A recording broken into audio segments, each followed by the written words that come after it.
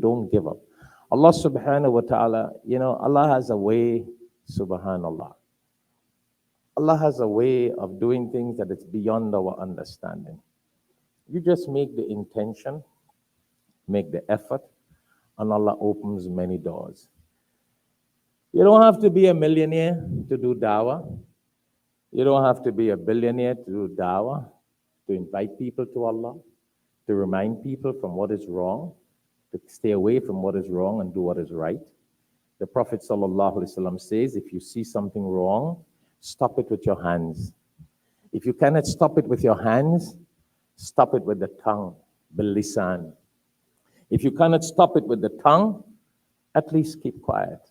Don't condone it. We have reached a stage nowadays where people condone evil. And it is so sad that sometimes you cannot speak of the things people condone evil. Because then they're going to hate you again. They will dislike you. You can't tell this brother you're not paying your zakat. And brother, why don't you pay your full zakat? You pay what you feel to pay. You don't pay what Allah says to pay. You can't tell a brother, you wealthy, you got health. Why don't you go to Hajj? You can't tell your boss or your worker, your employee, it's time for Salah. Why don't you pray Salah? They tell you, mind your own business. See how hard it is? So how are you going to do like Hazrat Umar radiallahu ta'ala anhu and beat them to do it? Do you know Hazrat Umar radiallahu ta'ala anhu used to beat people to pay their zakat? If that law was to be applied here, I think everybody here will be beaten. Before you enter the door, they'll have a pow. He used to send people out to look for the people who don't pay their zakat, and they will get some stripes. Do you think you can apply that law in America? You will be jailed first, and all the evil devils will be out. All the devils will be out, and you will be in jail. See how the time has come? So now you can't beat for that. You got to just talk about it. They will hate you, but don't worry, let them hate you. But we can't keep quiet because that's a weakness of Iman. And there may be areas where you have to keep quiet because you don't have the ability to remind others. So remind in the khutbah. And many times you can't tell people personally to do or not to do, but remind ourselves in the khutbah. That's why the khutbah is a reminder. The khutbah is a reminder. And as I was saying, Allah subhanahu wa ta'ala opens many doors. Allah subhanahu wa ta'ala opens many doors to make things happen. And before we conclude, I'll share one little example with you, living example in my life. Other than going in the field of dawah. So don't give up in dawah, whoever you may be, whatever you may be, whatever little you may have, do it for dawah. You want to do one Quran, do it in the path of Allah. You want to invite one person at a time, talk to one person. You don't need to be on a member to give a khutbah. You have one friend, one relative, one neighbor to invite them on the right path, do it. I had a friend, we used to go wrestling. I love wrestling, even though I know a lot of it is a bunch of fake. But I mean the television wrestling, not the real wrestling. I converted him in the stadium while looking at wrestling. I had him say Shahada. Subhanallah. Every opportunity we use to give the message. Yeah, every opportunity. Don't worry. There are those Allah will give the hidayah. Allah gave him the hidayah in a stadium while the wrestling ring was in action. So I wanted to share with you. I never thought the day will come when you would be all over the world giving dawah. Beside when in 1975, when I went to study Islam in India, at Deoband Institute, largest and oldest Islamic institute. There were no Bangladesh and no Pakistan. And those days, that's why when people ask me, what are you? I say, before Bangladesh and Pakistan came, we belonged to that territory. We belonged to that land.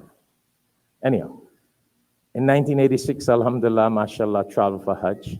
But do you know, in the field of dawah, never thought that the doors would open so much. In 1990, which is 32 years ago, KLM Airlines had an inauguration flight from Holland to Bahrain. And you would remember there was the Gulf War that year.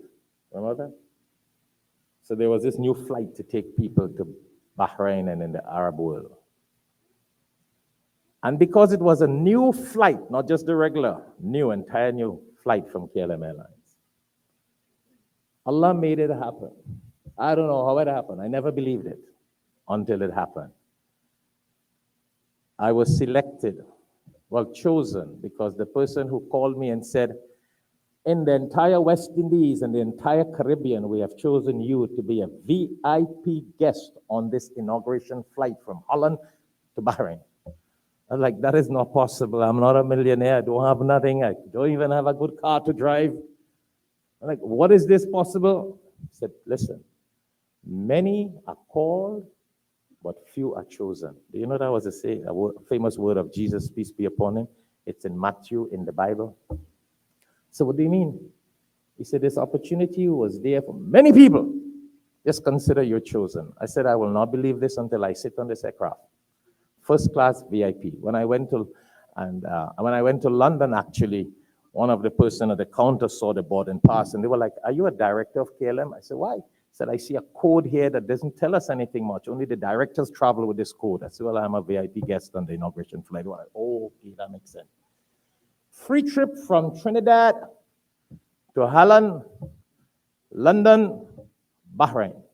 First class, top of the line. And now I'm for the first time going in this part of the world now. I'm like, wow. And then some people invited me to do some lectures in Holland. I did some lectures in London. And I was like, subhanallah, this thing is really nice. What a blessing. And that opened up the doors for me. I had no clue. Hidayah is from Allah. Not a cent, no money, no way in the dream thing I'm going to go one end of the world to the next end of the world. Free, VIP, upper class, first class, guest of KLM Airlines.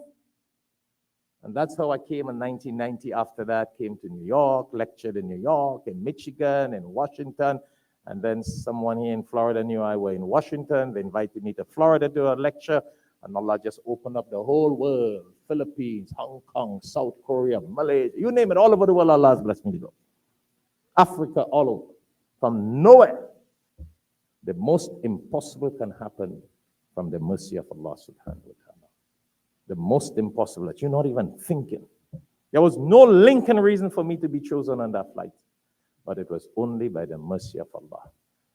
Only by the mercy of Allah. So when you're in the field of dawah, when you invite people, and you don't have to be a sheikh and a hafiz.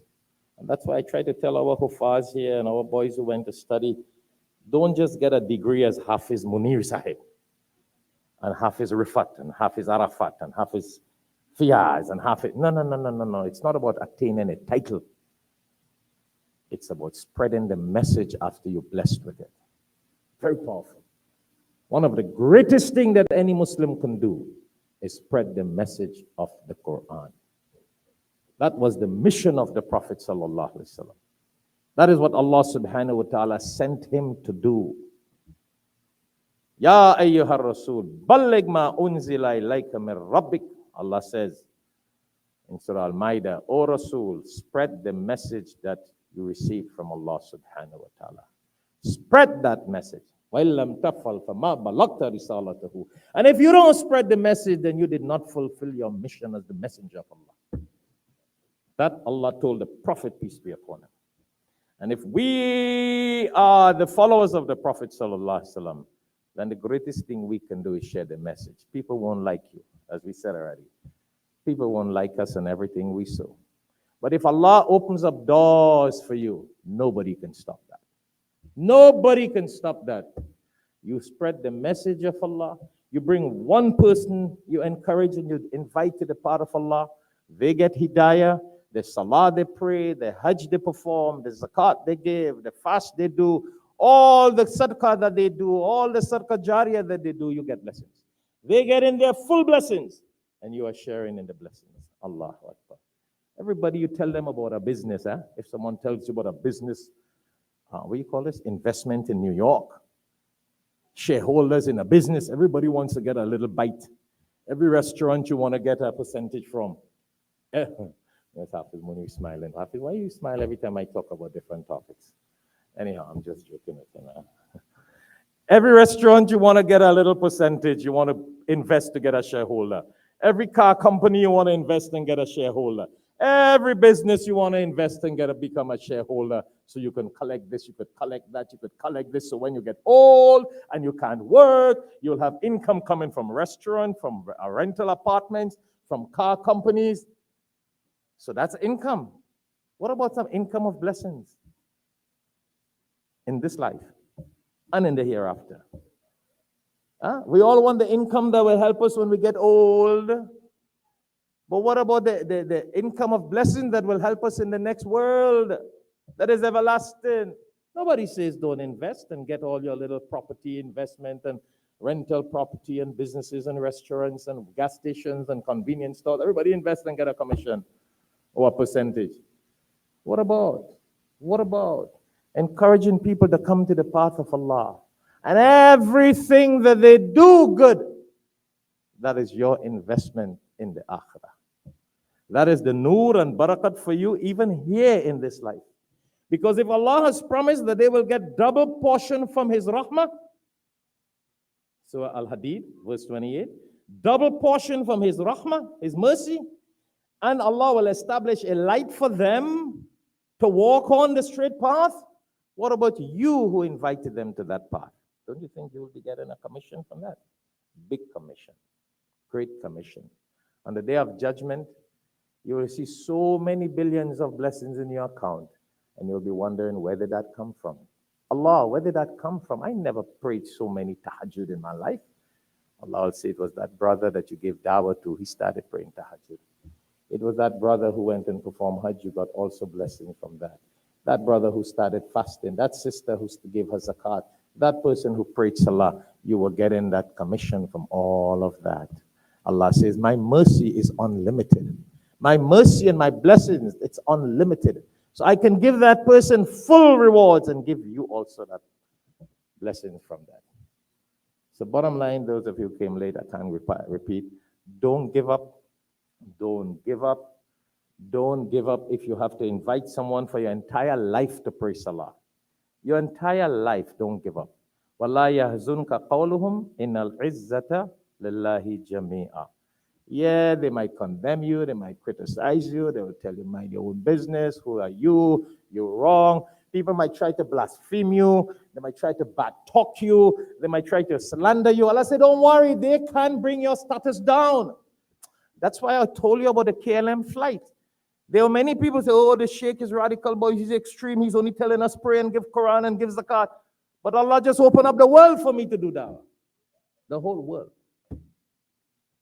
And for free, I go all over the world for free. Allah pays it for me also. Allah provides the means free to go in the path of Allah. Understand that? Look there, this brother goes with me. I refuse places and people many times. Refuse food and houses to stay in. So much Allah just provides when you go in the path of Allah. So one man may condemn you here because you reminded him of the right thing, and Allah opens many doors there all over the world. So those of us with our iman, whatever little you know, whatever little you practice, try to spread it. Try to spread it to others and don't give up. It's a hard test. It's a hard test. Very heartbreaking. Very heartbreaking. But when you think of the blessings, it's very encouraging. Very motivating.